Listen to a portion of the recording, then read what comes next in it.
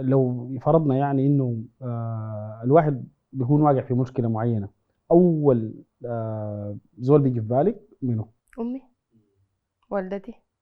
الله يحفظها. اللهم امين. يعني اول زول، يعني رغم ان هي حنينه ورهيفه، وانا ما بحب الزول الا من اكون يا اخي زعلانه يقول لي تعاطف. يا اخي ما تمشي، اه. بتنفخ زياده، مم. لازم تقول لي ايوه ادعم. نتكلم معه هاي تاني. هاي.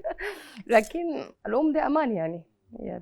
صح، كاتمه لكل يعني الحاجات. اول حته انت بتقوم كده جاري صح على هي صح. امك يعني. يا سلام يا اخي، والله بجد فعلا يعني اكتر حاجه انت بتكون مرتاح وانت بتكلمها يعني. بعدين الزول الوحيد اللي في الدنيا عايزك انت تكون احسن منه. صح صح. حتى بالمناسبة يعني أقرب الأقربين لك ما بتمنى لك إنه أنت تكون أحسن منه. فالأم دي أول زول أنت بتلجأ صح. له، ملجأ الآمن.